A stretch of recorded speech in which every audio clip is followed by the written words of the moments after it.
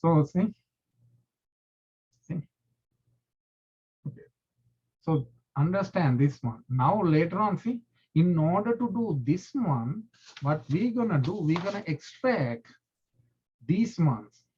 See, once you, let's say you extract these two, PC1 and PC2, you can then think about T1, T2, T3, T4 in each principal component to be replaced by this one.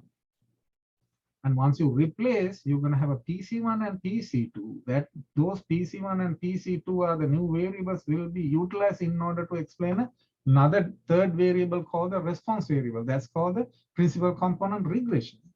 So it's gonna, this is a sequence. You do this one, factor analysis. And then from this one to you jump this one. Here in our discussion, we're gonna use principal component analysis as an extractional method for you to do the factor analysis. Factor analysis is the main topic that we're gonna discuss in our class. Not mainly the principal component, but principal component analysis, we cannot bypass and get into the factor analysis. Factor analysis is the main topic that we talk about, how each and every variable can be, original variable can be written in terms of the hidden variable. That's the discussion we built up over here. You see, get a clear idea. See, get a clear idea what we are doing here. These are principal components. These are factors. Factors not going to be on this side. Factors are already included here. See, factor 1, factor 2, factor 1, factor 2. Factor 1, factor 2, factor 1, factor 2. Factor 1 is what? Common ability. Common ability. See, common ability 2. See, common ability. Common ability in what? Common ability in language ability and technical ability. See, this is common language ability, technical ability, language ability, technical ability, language ability, technical ability, language ability, technical ability. In addition to that one, there's something come along with that one, tag with that one. Those are specific ability. For this particular test, you can talk about English exam. If you have done that one, you can get an idea that you are really good in that English, D1, D2, D3, D4. 4 specific ability and 2 common ability. That's the kind of a discussion we built up on this here. In addition to look at this one, another way to have a look at it, another example, through another example. Okay, get a rough idea. See, investigators are developing a scale to measure the construct. Construct means the the hidden variables for the construct of meaningful performance. Professional work. We have 6 items related to professional works. How this professional work? See, what are the hidden variables that is going to affect to the professional work?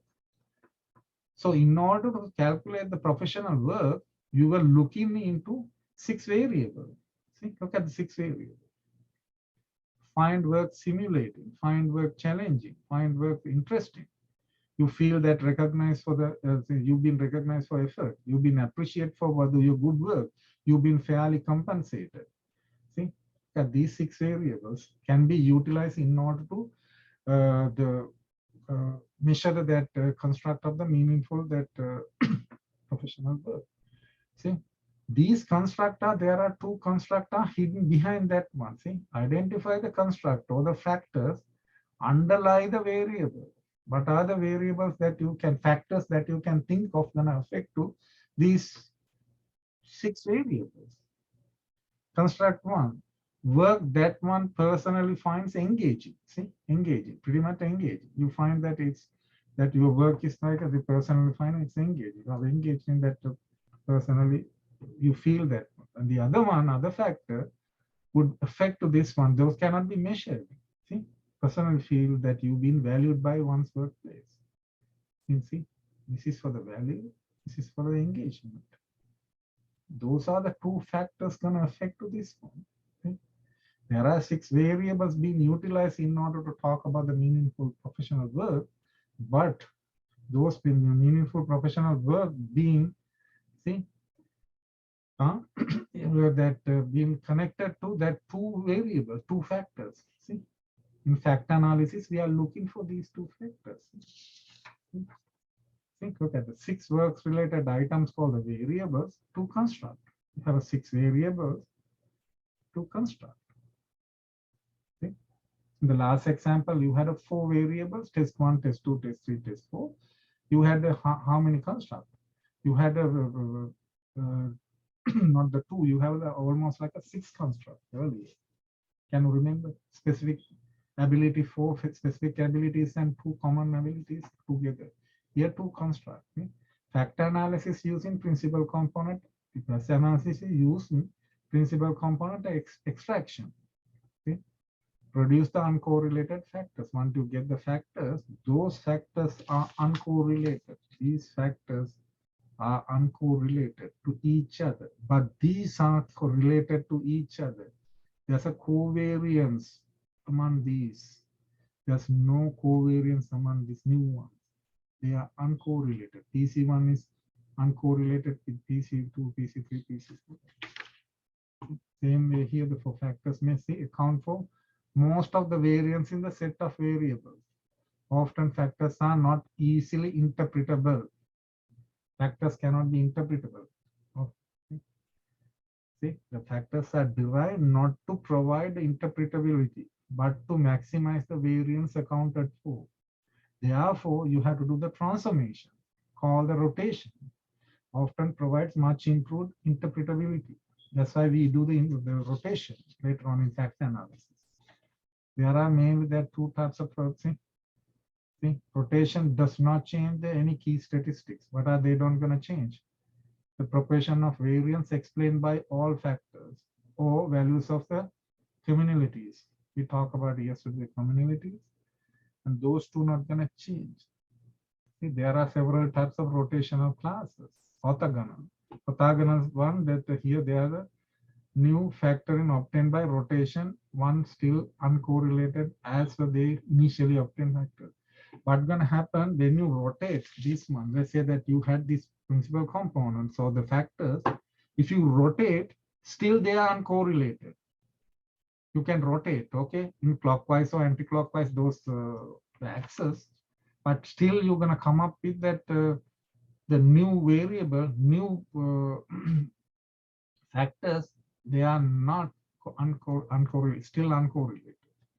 One of the method means the Cortimax. Cortimax means each factor associated with one factor. See, each factor, the way that it's being done, each factor associated with one factor. Sorry, each factor associated with one variable. I'm sorry, it should be one variable.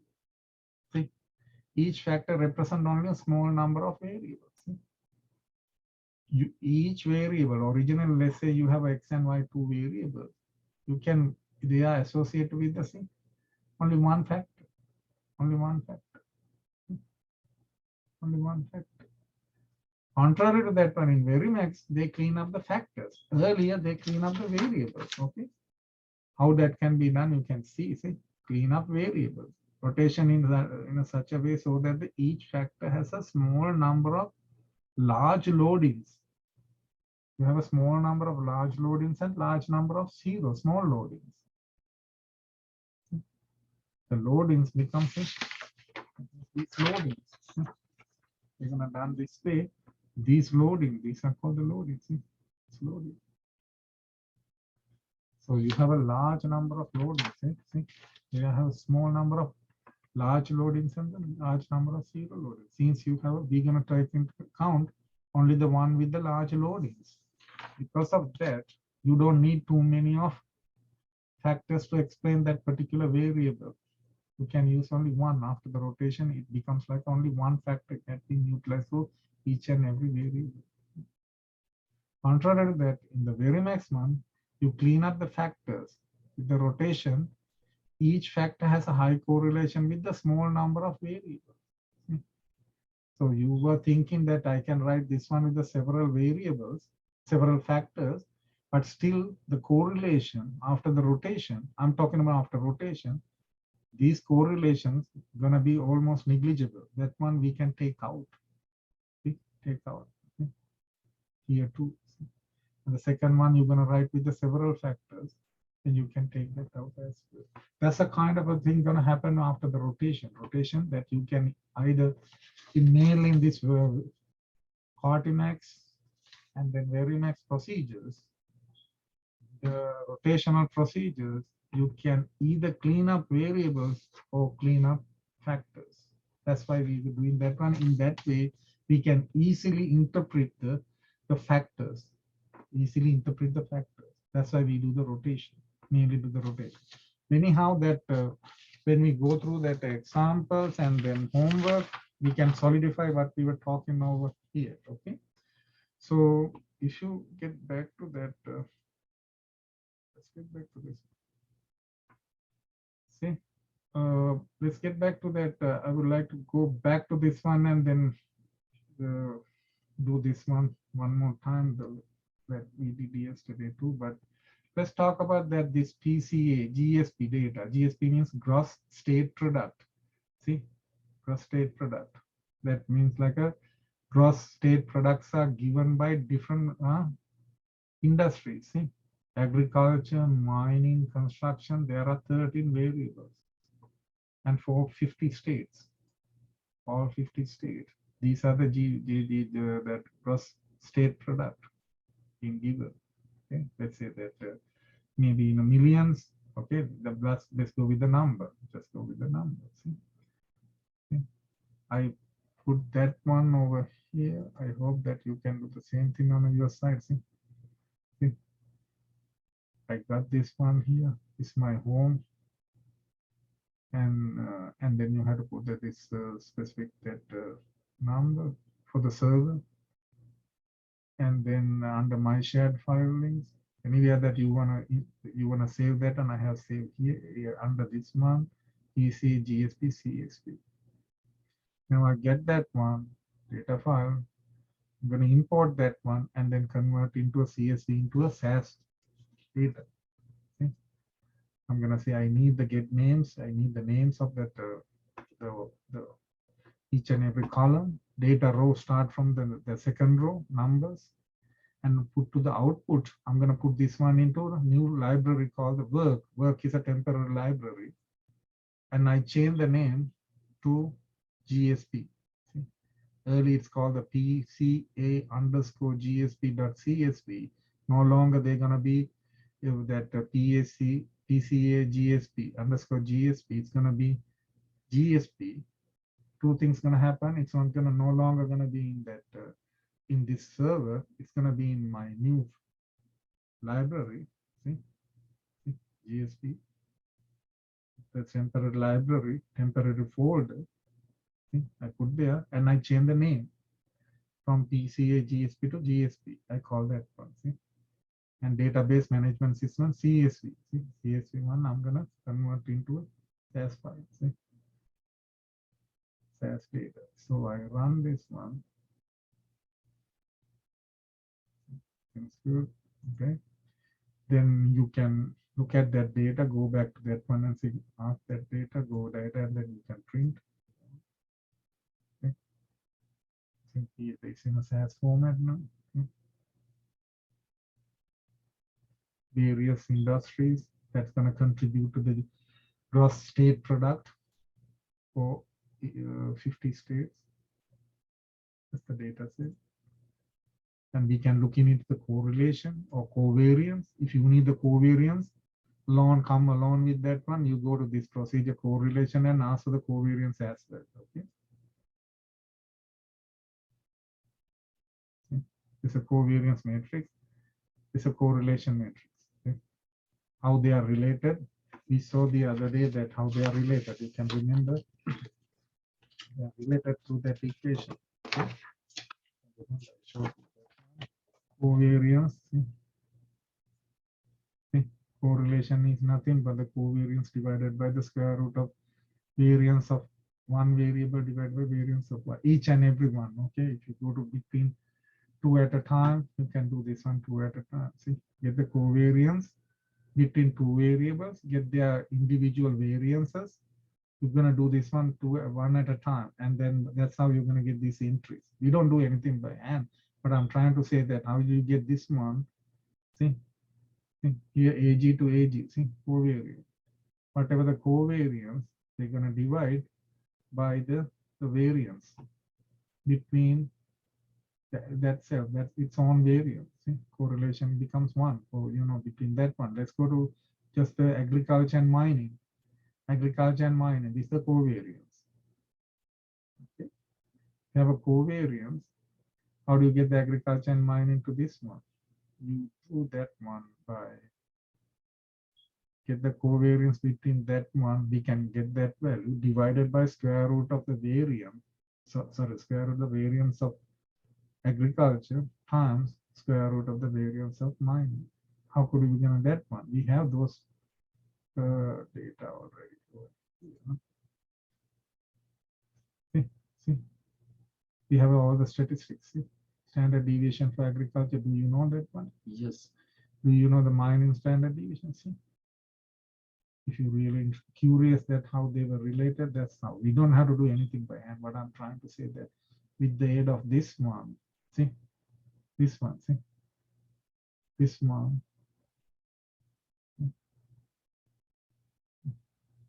AG2, sorry, AG and this one, mining, okay. So you have that covariance divided by the variance standard deviation of this one, okay, and the standard deviation of this one. That's how you got this entry. This entry. Covariance between agriculture and mining divided by the variance square root means standard deviation of agriculture times standard deviation of mining. So they have done it for the same thing for each and every entry. Okay. That's how we got this the relationship between these ones. If you answer the covariance, you can see the covariance as well. And then we can run the principal component analysis. Principal component analysis, I'm going to go ahead and get the data. If you want, you can restrict that one to any number of that principal component. If you want, you can say the variables. You don't have to see. They will know that once you get the data, they know these variables. It's optional. See. Okay. One, you can give a variable, or you can just comment out. And let's run the principal component analysis. PrintCom. Okay, as we discussed, I will have a 50 observation, creating variables. Their mean and standard deviation for each and every variable has been given. See, those are given. Correlation matrix being reproduced again. In addition to that, and most important thing, the eigenvalues being reproduced. See, they've been produced. Eigenvalues. See, these are the eigenvalues. See? You know how we get the eigenvalues for that two variables. We discussed that one. So then we have the difference between these two, plus we keep adding the get the proportion. What do you mean by the proportion? This one divided by the total of this one. Okay. This one divided by the total of the variance, total of this eigenvalue. The sum of the eigenvalues is what? And remember, we had that discussion. Sum of eigenvalues is nothing but what? Sum of eigenvalues.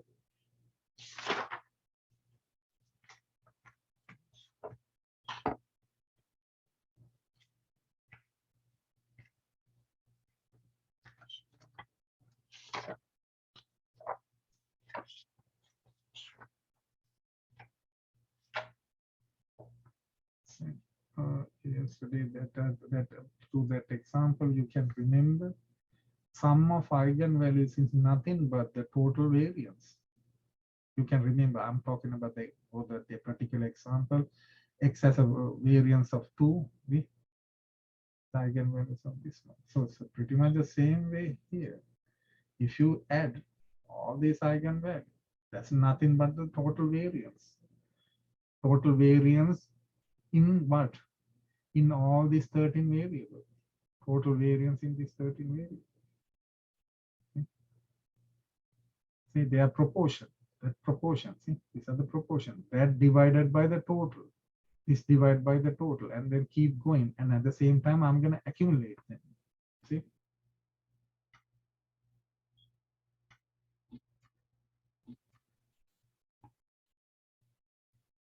I'm going to accumulate. See, this plus this, that, and that plus this, that. See, keep accumulating. Okay. This one, that, this plus that, that plus this plus that, keep going, and then roughly by looking at this one, look at, sorry, it's at the 80%, around 80%, see, before 80% of this one, see, around 80%, that variance being explained, see, look at that, this much of variance at that point by the sixth component, principal component. 80% of variance has been explained by the sixth component. Would that be enough for us to do the other analysis? Yes, like around 80%. That's one of the criteria. By looking at this one, you can figure out how many principal components to be kept. You don't have to go even other methods. Okay? Around 80% that being accumulated is enough for you to decide, okay, now we really, because each and every eigenvalue is related to each and every principal component. You can remember.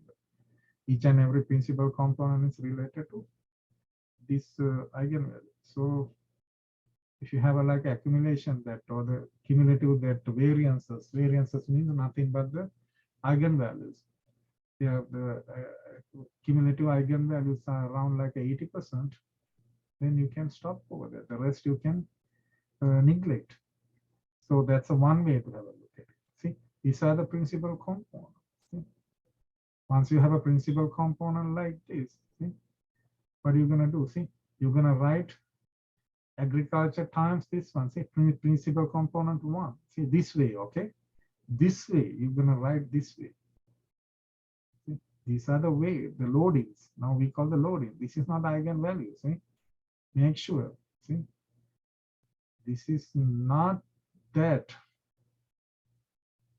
Make sure. Eigenvalue, neither eigenvector. Neither eigenvector, no eigenvalue. This one. This is loading. How do you get the loading? You can remember how we got the loading for each and every the eigenvalue. We multiply eigenvector by the square root of eigenvalue. You can remember we did that one. Each and every loading, loading eigenvector multiplied by the square. So that means whatever you're gonna see over here, see, this value, neither eigenvalue, no eigenvector. That eigenvector has a how many components inside the vector? How many components? Sorry, how many components here we have? 2 components because of the 2 variables. If we have a 13 variables, we have a 13 components for the eigenvector. See, these then every 13 eigenvector has a 13 component should be multiplied by the square root of this guy will produce these numbers like this, correspond to each and every original variable. So the same procedure with the second one. That's one related to second eigenvalue times its corresponding eigenvector and keep going that way. So this one related to this one, get this second value, get the square root, multiply by its eigenvector will produce loadings. Once you get the loadings, you're gonna say my new variable called the principal component is what? Had been written in terms of the original variable. Agriculture times the loading. Agriculture times the loading. We saw that one, how we write that one. At a certain point, we saw that one. See? Loading. These are the loading. See?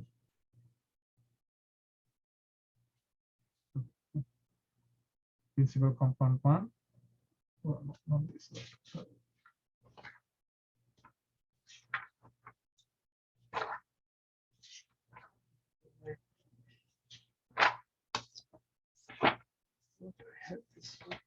here. Here, sorry, here, this one. I wrote this one to show you. Sir. Think the weight times agriculture, blah blah blah blah. See 13 of them. See PC1. In a similar fashion, you can write the PC2. See PC2. See PC all the way up to PC30. PC30. PC30. You can write PC30. See PC30 in the same way with their corresponding weights. See corresponding weights this way. Okay, this way. The PC2 you're gonna write this much times this plus this much times that. See? Like this way. Do we really need all these 13 principal components? No, we saw that 80% is more than around like a 5. See, it's like a more than 80, so like around that 5 would be enough. It's a one method. But the second method, in the second method, we can use the scree plot. Scree plot is a plot between the eigenvalues and the principal component number. Principal component 1, 2, 3, all the way up to 13. Each one has its corresponding eigenvalue. This value, see, this value versus number 1. This value versus number 2, like that. That's one. See, if you keep going and look at for this scree plot, there's a place where this cannot but more than the flat off at a certain point. But I don't see that one, as I mentioned yesterday. I don't see that one. But in addition to that one, Kaiser's rule say that anything more than lambda, that lambda means eigenvalue greater than 1 will be taken into account. See, all the see, these are the eigenvalues more than 1. Those components will be kept with us. That means this is related to eigenvalue, the highest eigenvalue. See, they were ordered in the highest to the least. See. They will represent up to certain point the variances. See? Variance. See? That much of variance being explained by this one. See? So you can keep 5 of them. If you want that, you can change this one and then see. If you keep the 5 here, see, it will display only 5. If you know that theoretically okay, only 5, get a rough idea. 1, 2, 3, 4, 5. In addition to that one, to figure out this one, what this would be, we yesterday talked about the parallel analysis, in which that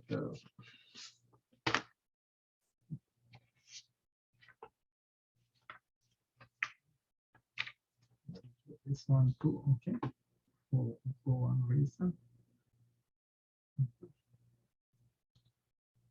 See that the principal component analysis by the factor analysis and principal comp. By these two procedures, you can get this one.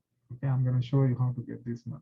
We use this one to get the principal component, and then we had an idea how many to be kept over there. How many to be kept over there will be decided by that various criteria. We talked about that one too yesterday. See, lambda represent the eigenvalues. Okay, Q means that which eigenvalue, lambda 1, lambda 2, all the way up to lambda 13. See, greater than 1 retained. In this scree plot, level of anything right before the level of this scree plot will be kept or retained. And mainly when it comes to this parallel analysis, if I go back a little bit quick again, you simulate random sample. It's not, it has to do nothing with what you have in your data. Okay, that GSP data, sorry, gross product, the gross GSP, yeah, gross state product, have nothing. You're gonna normally, from a normal distribution, you're gonna generate some data, same number of variables, same number of data. That means this same 13 by, that means you had a, can you remember 50 by 13 matrix. That many data you will be generate. And for that one, you get the eigenvalues, you can get the eigenvalues easily. And then you keep the eigenvalues and you repeat this one k many times and find and arrange them. See? If you want, you can arrange them in a descending or ascending order. See? So for this is for the first cycle, second cycle, and you read this one per-minute cycle. And you're going to find the 95th one out of that one. You know how to do that. And then you adjust that one by subtracting this much from that guy. Then you're going to see whether this adjusted one going to be greater than 1 or not. Then you're going to retain. That's a one way to do it. Or adjusted one, see this one, the original one.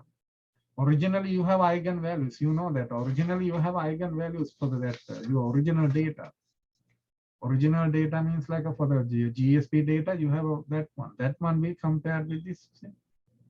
The percentage coming from the parallel method. See? That's the parallel method that we have discussed over here. See?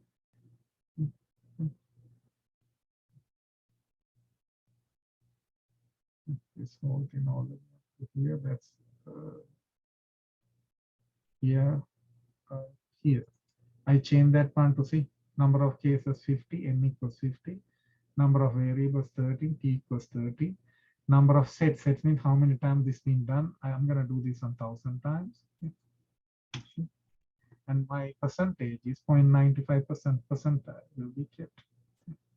So once you run that one, this will produce. That's the one that came along with that homework in the two links provided at the bottom. Okay, you can compare your original eigenvalues come with that one and compare and see whether according to this principle, your original one from the data, are they greater than that of the that came from this parallel analysis. They were already produced. We don't have to do anything. So already produced lambdas. Okay. They are the percentiles for the lambdas. This part has been produced already. This is already produced for each and every one. You go to the first one. You can remember first. If you can remember that first one. So one more time. If I run this PC.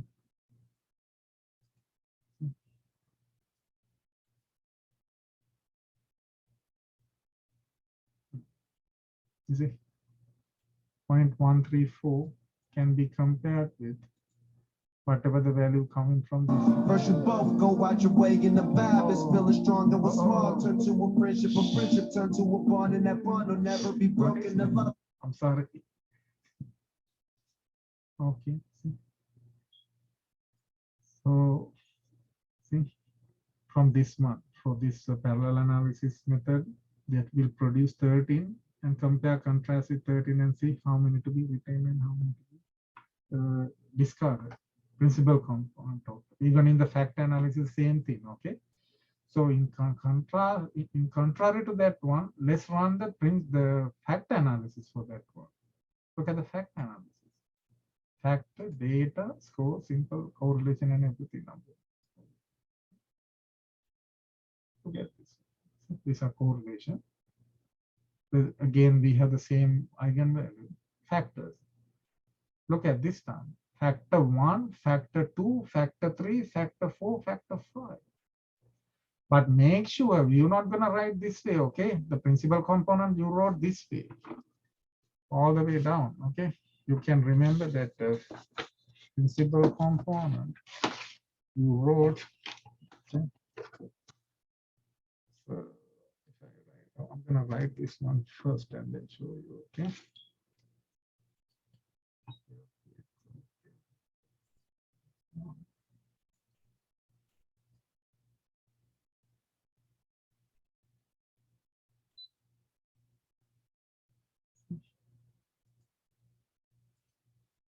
The principal component, I'm going to run this one more time, okay? To get that one right real quick. Okay.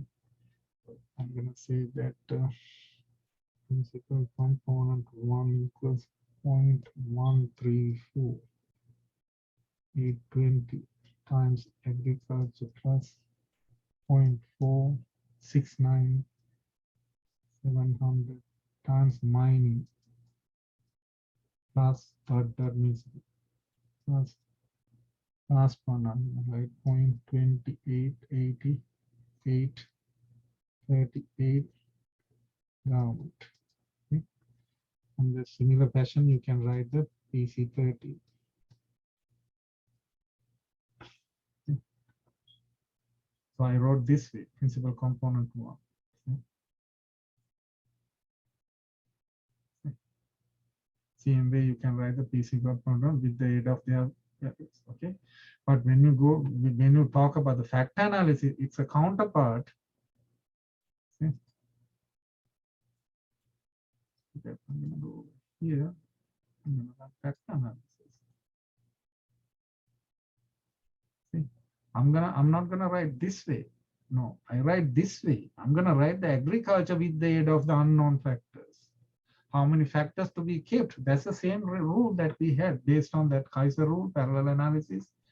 And this by looking at that one or by looking at the scree plot, you can decide that one, how many factors to be kept. I'm not going to write this one this way. Now I'm going to try to find AG can be written with some construct or latent variables called the factors. So I'm going to write this way. So in factor analysis, I'm going to write agriculture now. See, this is factor analysis. This is principal component analysis. I'm going to write 0.24251 factor 1 plus negative 0.0116 times factor 2 plus dot plus I'm going to write the last one, negative 0.44209 factor 5. See? Factor 5 because I kept the only factor 5 because is that factor 5? No, there, see, it's been came up with the factors, 5 factors. Okay. See? Factor 5. See? So see? I wrote the agriculture in terms of the factors. In terms of the factors. In terms of the factors. So that's the one that we are trying to do in our homework. Our homework, we're not going to go to the principal component analysis. You can straight go to the factor analysis. Right? You can straight go to the factor analysis. So like this. So they have a loading. See, loading. See, they were see. You saw that one even in the early example. Mining can be written in terms of these factors. Construction can be written in these factors. How many factors to be kept? That we can discuss that one with the aid of that those criteria, same criteria. See? And the factors has been standardized. They've been standardized. You know how to standardize. You're going to subtract the mean and divide by the standard deviation. We give the standardized. What's going to happen over here is that at the next step, using the factor analysis, I can come back to my principal component. Look at what I'm doing over here. I'm going to call the data, go this one, and output. I'm going to put the standard, standard score of the coefficient. I'm going to call them GSP coefficient. Okay.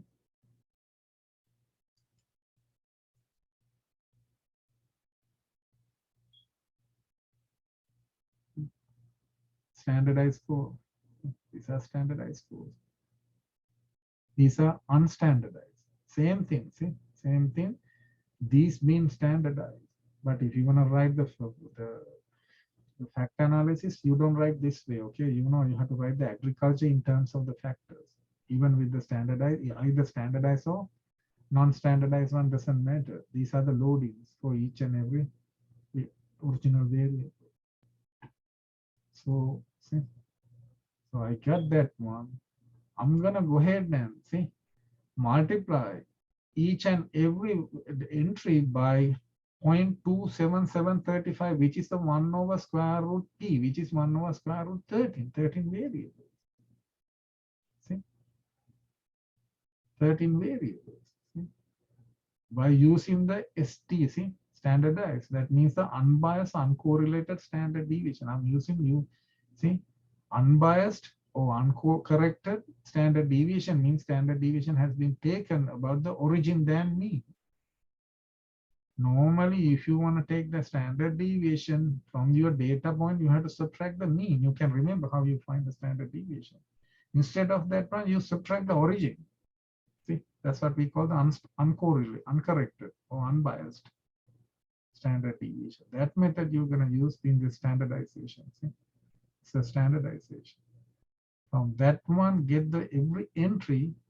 If I'm going to multiply by that one, see, look at it will come back to the original. See, TC. You can remember TC is this one. See? 0.13482. Look at the 0.13282.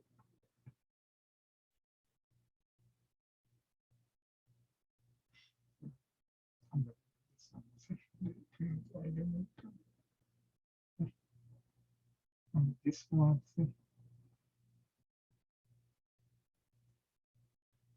And that's I'm going to compare with that principal component.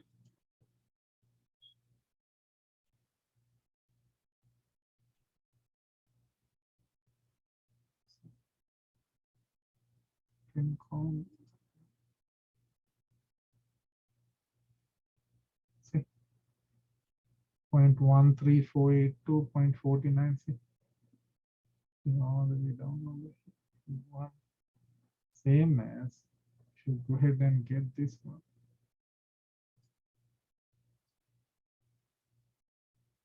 See?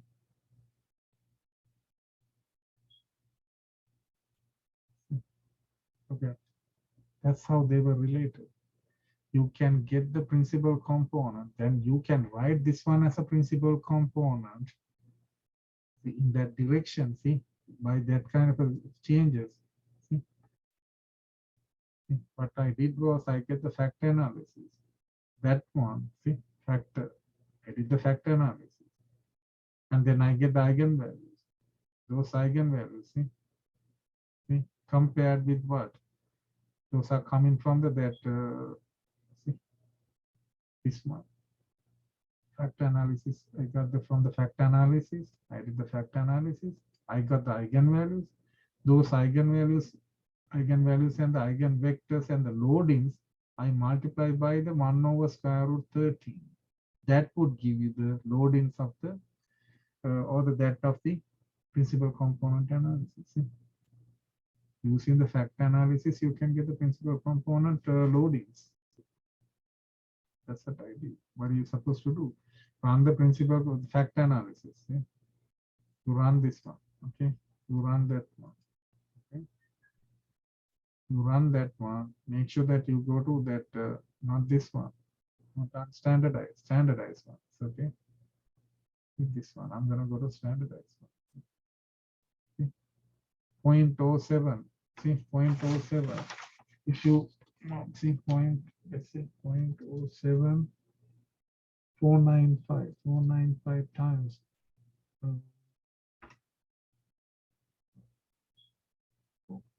0.22, 0.27735.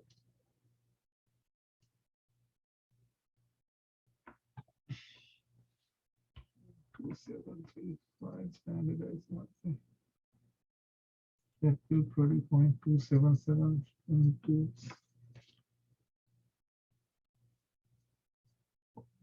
7.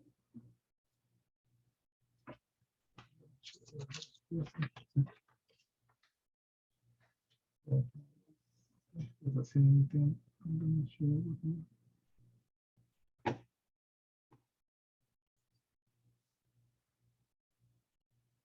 So this one we have, okay, see, one hand variables are given with the see factor using factor pattern. See, these are the factors. Okay, factor analysis. It's the principal component 0.07. Okay. Then you're going to go back to the principal component again. Principal component, see, and fact analysis. Sorry. Principal component. See, we need this value. Why that one? See, what's the reason? See, fact and the see this one do not produce the same result. Procedure. See, fact and this one principal component do not produce the same result. Proc factor are approximately 1 over square root 13 smaller. Reason proc factor assume all factor components have the variance of 1. Where proc print creates a component that have variance equal to the eigenvalue. That's the reason. You know that when you create the components, if you go ahead and check their variance, it's nothing but the eigenvalue. So I'm talking about the component variance. Okay. But if you go to the principal component, their variance is 1 over square root 13 smaller than that one. That's why you have to multiply by that one in order to get the principal component variance. Same value. That's why I multiply by this one. Here you have, see, it's smaller than that one. Whatever the loadings coming from that one is 1 over, see, 13 smaller. So here, see, that's the way that how you're gonna get this one. Okay. So you're gonna go ahead and then get the fact analysis. Those are 1 over square root 13 less than that. Their loadings are less than that of the principal component loadings. So if you want to make the principal component loadings, you're going to go back and then multiply by this much. That will give the same thing. Okay. That's the one way to look at it. And at another certain point, this one, that one, that. And on the other hand, once you get the principal components, you can do the regression too. See, look at what I'm doing in this data. This is another data set. This is input, age, weight, oxygen, runtime, rest pulse, the rest pulse, run pulse, and the maximum pulse. And these are the data. See, data have not been taken from outside. That data, see, we're going to put this here. And you're going to use the principal component regression. I'm trying to regress oxygen upon the rest of these. See, rest of not all these.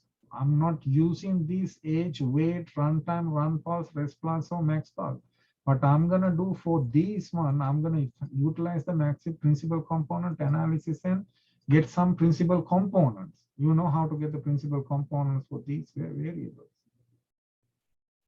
That everything is done by, if on this one, this program, see, oxygen, because this is like a principal component regression. Right after the principal component analysis, you're gonna utilize those principal components in order to explain the oxygen. But they are not using all these. They are using the principal component which are written in terms of these variables. Okay. So let's see what's gonna happen. See. Oops. Oh, sorry, I did run the data.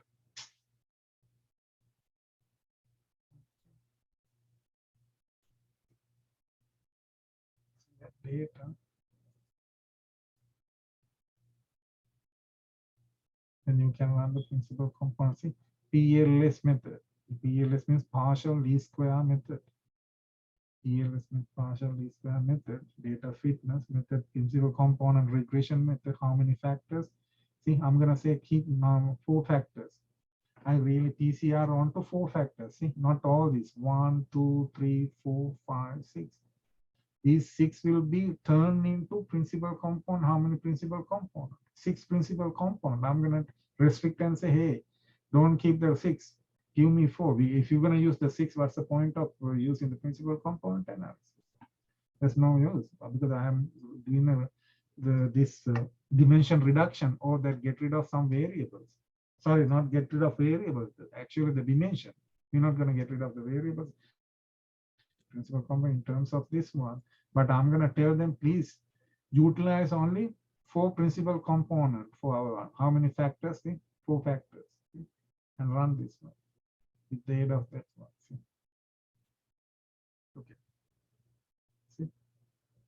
when you run, you can see, these are these are, in regression, how do you write in regression? I'm talking about. See, the intercept plus age times that is weight times weight. See, run time, blah blah blah. See, you can write oxygen equals this value plus this time that plus this time that plus this time that plus this time that plus this time that plus this time plus error term.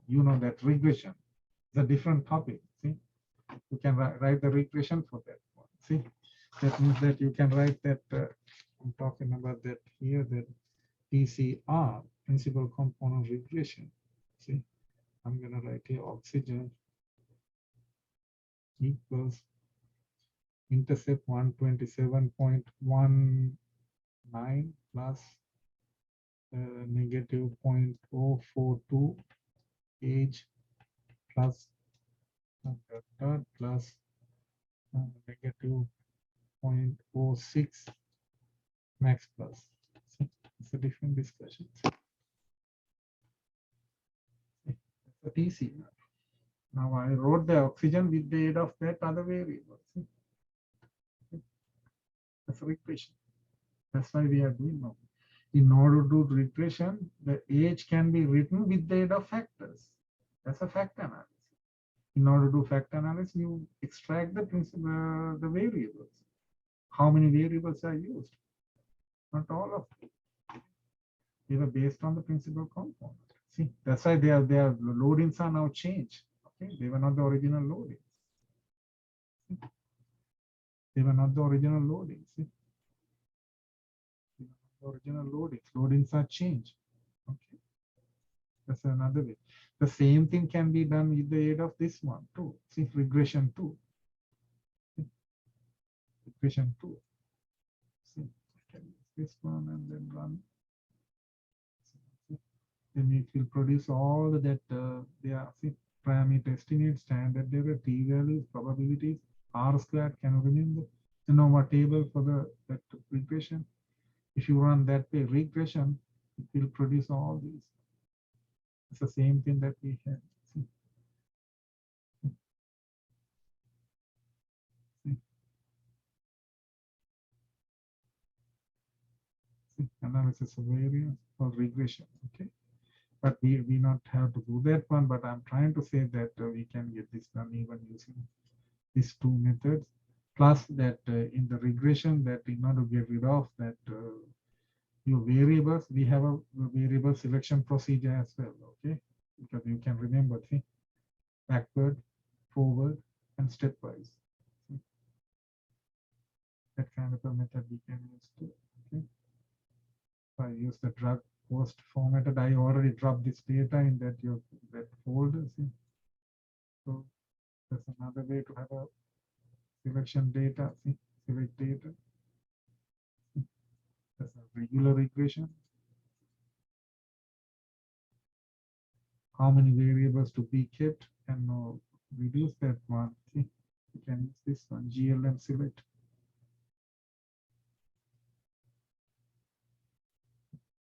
Eventually they're going to drop, see, reduce to this many variables, not all the variables.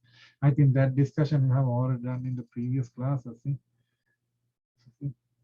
the significance level to stay, significance level to entry, those are called alphas. You can remember.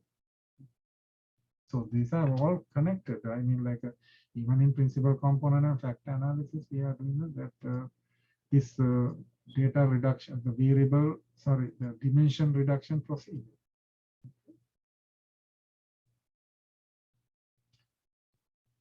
So let's go to that. This homework, and let's have a look at it a little bit. Okay, real quick, and then we can continue the same thing tomorrow. Okay. Look at that here in the homework. They say that, okay, see, identify 10 to 20 variables from here. I hope that I already dropped this data already. I think I found it, and then I dropped, I think earlier that I have used that unzip one because it came as like a zip file. It's already in that our home page. So you have a data and then identify 10 to 20 variables in the adult 29. You have to name this one adult. So what I did was here, see, I got this one export data. You don't have to because you have a completely SAS data. I got the export data. I converted into SAS data by going through these two and then drop into this folder. I uploaded first, okay? I uploaded this data to this folder called this one. So in this folder, which is in this directory, see, in this directory, this folder, adult.xpt. See? See? Then I'm going to get this one from there and put it into the folder called the transport. From that one, I put to the transport. From transport to I put it into the data out. That's what I'm doing.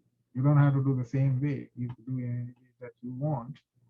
See, I'm setting transport out file. I'm going to bring and then change the name to adult 2009. See, it's called the adult XPT earlier. Now I'm going to call adult 2009 because they're going to ask us to change the name of that one. See, should be name adult 2000 on your remote desktop like that because you don't have to put remote desktop because you can get the data already. So from this one, see, once you run this one, see,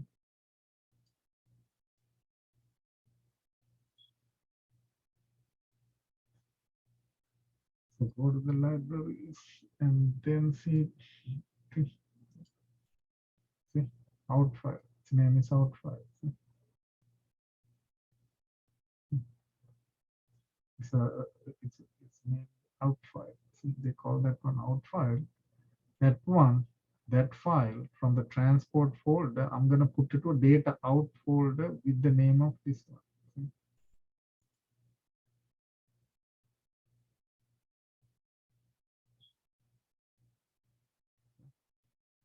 Okay, then go there, libraries. See?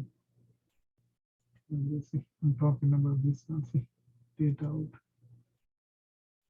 See, data out folder. It's in the data out. See, library or folder. See. Now what I'm gonna do, I see some missing data. See, I see some negatives. Sorry, see some negatives. Okay, I wanna get rid of the negatives. I'm gonna clean up a little bit. See, I'm gonna clean this up. That's what I'm doing over here. See, I'm gonna set this one and now I'm gonna call this one data out from this one and set to test. I'm gonna call that one test longer. See, now I'm gonna call the test. When I run this one, it doesn't call the adult 2009 any longer, call test. I'm gonna go to that folder. That one I'm gonna set and then call this way in the same folder. So I'm gonna select some variables. See, look at, I have selected AF62 to AF72. They came with I cannot remember yesterday we were talking about that this dictionary. In the dictionary they explain this one. See, these are AF62 means any month past 12 months. See, all the explanation has been given over here. For all the variables that I'm for over here, AF62 to AF72, AJ79 to AJ34, distress 12. See, like to have the psychological distress in the last year, and the BMIP, body mass index, see, body mass index, and binge, see, drinking past year, see, like that, see, AEH3, see, newborn, see, the born in US, see, that code has been given as that's the gender, is the age, like that, see. So I selected these variable, I keep, and I'm going to make sure I'm going to run this loop, and then I'm going to say when you see the number less than 0, that means negative numbers, that put the, see, missing this dot.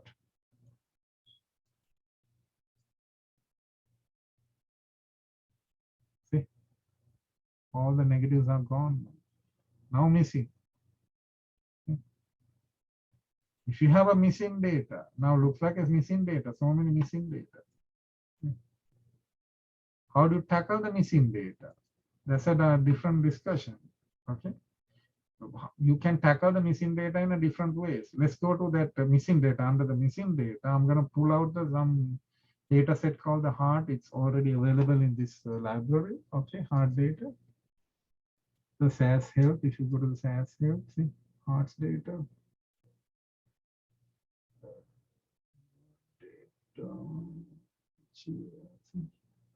So already in the system.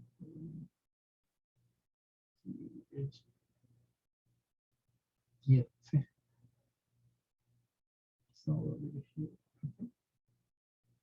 So what I'm gonna do, let's look at this data.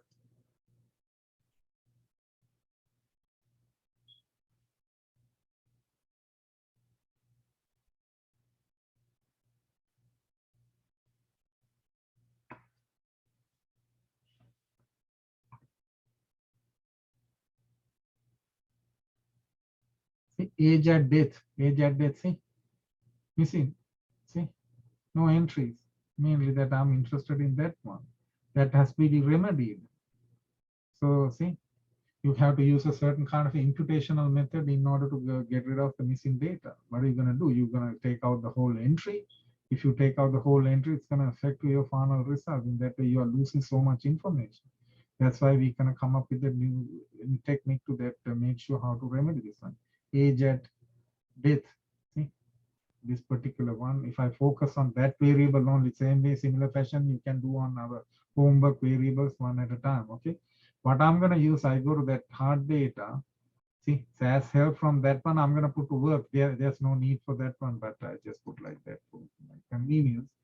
Age at death coalesce. See, age at death, anywhere you're going to see that zero, sorry, the dot, that missing data should be replaced by what? Replaced by zero. That's a one way to get this one. See, age at death. See, look at that. See, those dots are gone and being replaced by zero. So if you want, you can print those. If not,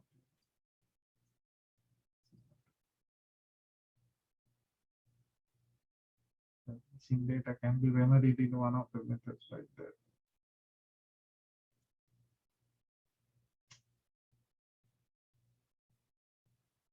See, okay, you're gonna see the same thing.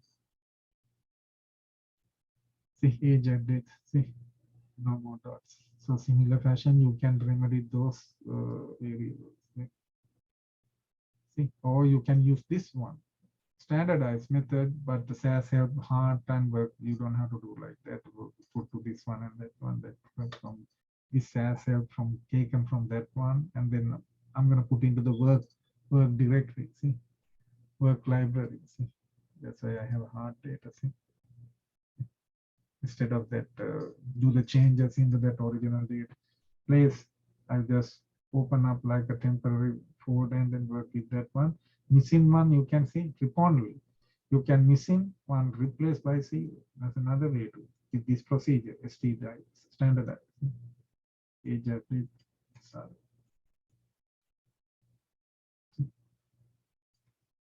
Again, that's the same thing. Okay.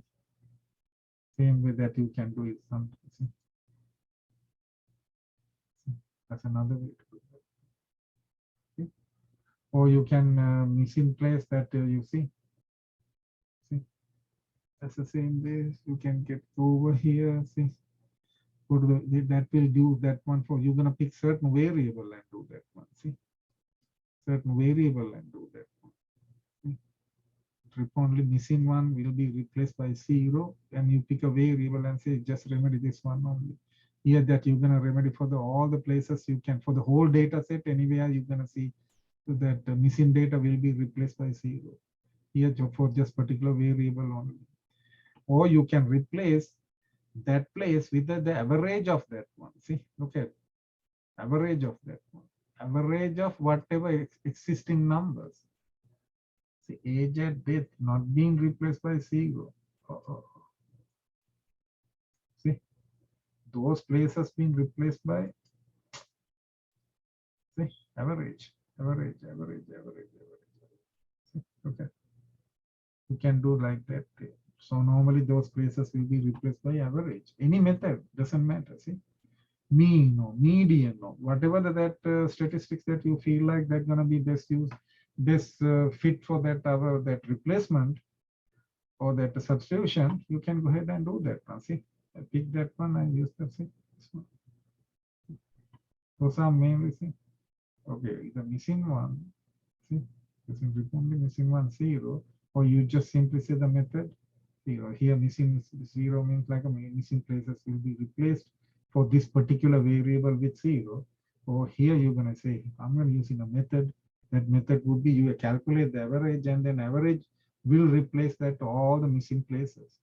Either way is fine. See, either this way, see, filers, see, this one, or this method, okay, for the missing data. And on the other hand, they were talking about how to find the outliers here.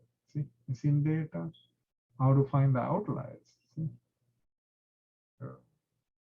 Sorry, the problem besides missing data. See, extreme outliers. See? Outliers. How do you find the outliers? There are so many methods we can utilize for the outliers. Can you remember we had a broader discussion on finding the outliers? And you can put into the box can you remember one variable at a time. You can use a box plot, and from the box plot you go to the fences. Can you remember we had that broader discussion in previous classes? You go to that one and then outer fences, and can you remember interquartile range, and with like a, if I remind you like a little bit real quick, we can stop and then we can continue tomorrow. So let's say that for the given any variable, okay, any variable, can you remember that we will get in the quartile 1, quartile 2, which is the median, see, which is the median, and quartile 3. And this is called the interquartile range. See, can you remember a QR is nothing but the Q3 minus Q1. And these are whiskers. See? Then you can calculate that. See, you can get this one, some place called the fence.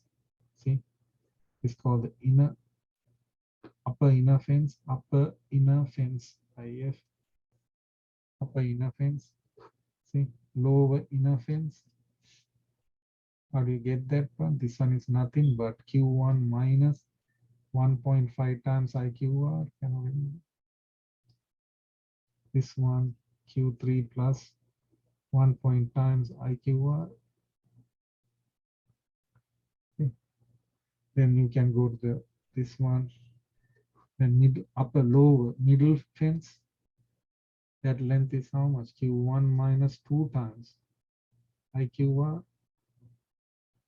And here you can go to the upper middle fence from here. See?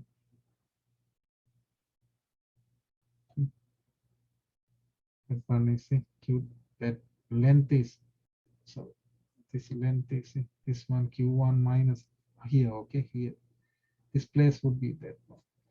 This one, this place would be that one. And this place would be Q3 plus 2 times IQR.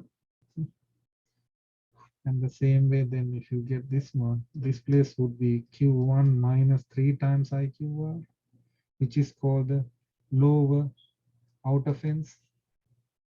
In a similar fashion, this one, Q3 plus 3 times IQR, which is upper outer fence.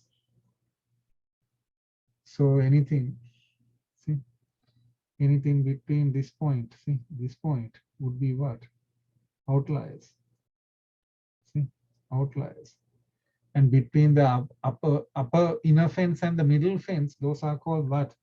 Light outliers, light one. See, these are heavy outliers. Anything beyond that one will call the extreme outliers, highly risky outliers. So same way over here. See, here we can say that light outliers. See, between these two, this one you have a heavy outliers. and anything here, see, highly, sorry, highly risky outliers.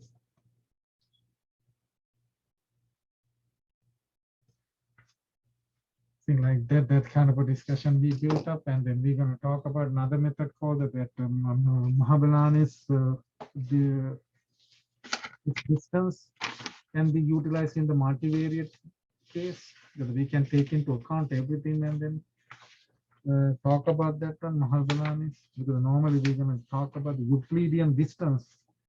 Instead of Euclidean distance, we're going to use the Mahabalanis in the multivariate case. So, look at the see how if you that how do you treat the outliers? If you see the outliers, you can treat this way. You can transform data. Once you see that method is to how to detect the outliers. Okay, so give a rough idea for you to that detect outliers. That's a box plot method. Earlier, this one box plot method. Okay, this is the one that you saw earlier. That's one of the method how to detect out. This is another method I'm describing over here. See? So this I see Euclidean distance means like then say you have a the p many variables. Okay, these are variables. This is a first entry, this is a second entry, this is a first reading, this is a second reading, like that. So see 5, 6, 5, 3, 9. These are 4 different variables. One variable, second variable, third variable, fourth variable, fifth variable, but this is a first observation for all the variables. This is a second observation for that same number of variables, then get the average. Get the average. Normally in the Euclidean distance, what we're gonna do, you're gonna measure the distance between these 2 points. See, these two. First number and the second observation. First observation and the second observation are given by the square root of the square between the differences of each and every distances, each and every difference between the each and every reading in a dimension. See, this is in first, see, one dimension, because another dimension, see, x2, y2, xp. See, there are p-dimensional one. See, in the same way, see, this is the first entry to this, it's corresponding second entry. See, I'm trying to find the distance between these two, x and y. First observation and the second observation in the 5-dimensional the hyperplane. See, 1, 2, 3, 4, 5 variable, 5 variables. They are readings like a test 1, test 2, test 3, test 4, test 5. This is the student 1. This is the second student. First student, second student. They are test scores or any information. Okay. So this is how we're gonna find the distance. It is called the Euclidean distance. See? Okay. But Mahabalanis is another that he's a very prominent that he's considered to be that father of Indian statistics, because the statistics are heavily researched back in India in the very beginning, then in Japan, and then now in USA.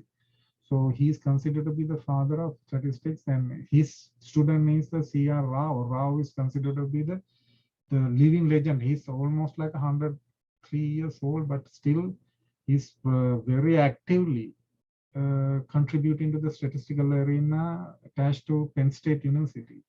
So he's considered to be the living legend of the statistical arena. But this guy is his PhD advisor at if I can remember at the Stanford or Harvard or Princeton. Okay, so he came up with this one. He came up with his distance. Okay, we can give once you write the code, you can get the distance between 2 points. Instead of 2 points, he went to the 1 point and the mean. Point to the mean. Point to the mean. That distance. Once you have that distance, so in the multivariate case, find the center point. See, with n observation on p variable. So that one, that n observation means you had how many? 2 observation on p variable, 5 variable. Calculate the covariance matrix of the p variables. You can calculate that one, and then you can find the Mahabalanis distance is nothing but this one. See? Covariance matrix. that reading minus this is the point, this is the center point difference, and then get the transpose, and then because we're going to do the multivariate, and you get the covariance, it's inverse, and you're going to multiply by the difference again, and then that will give you the distance between that one. But how to figure out the outliers? Anything, any point within that distance, see, find the cutoff value from the chi-square distribution. You can get the find cutoff. And select the distances which are less than the cutoff value, and anything more than that one called the outliers. In this, you can tackle all the variable at the same time. See, you have to pick only one reading at a time. Like in that, if you go back to that, even in our case, we have like a, if you're going to consider 20 variable, or in that previous example, we have the GSP example, we have a 13 variables, one state at a time. See, this is the first state. See, Alabama, Arizona, like that. See, if you start with that one, how many readings you have? 13 readings for that one, for GSP. You go to the second one, rather than go to the second one, you go to the average of that one, and then you're going to find this distance. See? For each and every state. For the first state, distance, Mahalbalani's distance.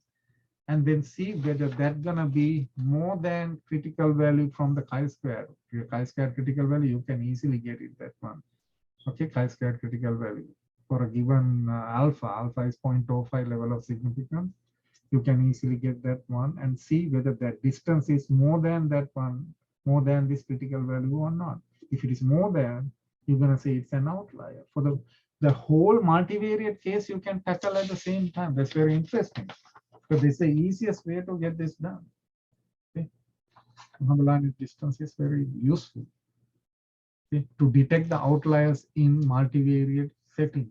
When you have the outliers, how to remedy them? You saw that outliers, you can just see, accommodate some values, or you can do the transformation.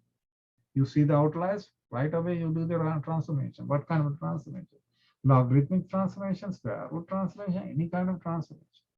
Or deletion of values. See, when there are legitimate errors and the see cannot be corrected, or lie so far outside the range of the data that they distract statistical inference, the outliers should be deleted. See, outliers should be deleted for sure, because of this reason. If they're going to interfere with the data or distract or distort our statistical inference or our results, and they will lie, see, cannot be corrected, some legitimate errors, see, some errors. We talk about the errors in large scale in previous class. So in that sense, that if you see the outliers, that's how you're going to do, delete them or accommodate of values. See, one very effective one is to use method that on robust with the presence of outliers. Another one is that you can see accommodation of values. One very effective plan is to use method that on robust. See, that one robust in the presence of outlier is nothing but the non-parametric statistical method fitting into this category and should be more widely applied to continuous flow interval data. That means instead of using that regular method, you're going to jump into another framework called the non-parametric statistical procedures. That would give you very robust answers. You don't have to worry about any distribution, nothing, non-parametric, no parameters, nothing.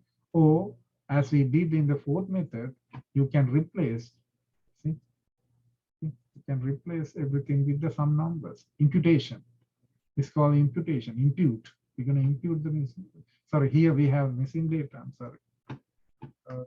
I have, I'm sorry, that these outliers, we're going to talk about these outliers, how to remedy outliers. These three methods, the other method for the missing data. Yeah, this one for the missing data.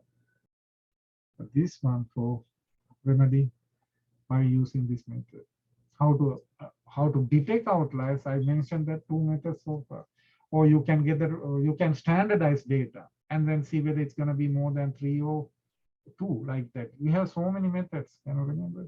I just mentioned 2 methods here, which is very useful method would be the Mahalbalani's method, because that will tackle that multivariate case, because we have all the time multivariate, because so many variables for different entries. See? observation 1, observation 2, but different variable, not one variable. But the box plot is mainly useful if you're going to get this done one by one, variable at a time. This one is variable at a time, okay? One variable at a time. This cannot be utilized for that whole thing at the same time. So that's the difference between these two methods. Mohammed Ali Center,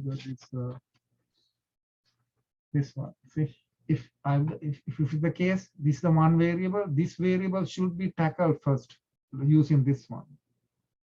Then remedy that one, and then move on to the second way. It's time consuming. It's very heavy method, because if you have a 13, not 13 variable, in this case, you have almost like a 300 or, excuse me, I think homework one, you have so many variables, 400 or something variables.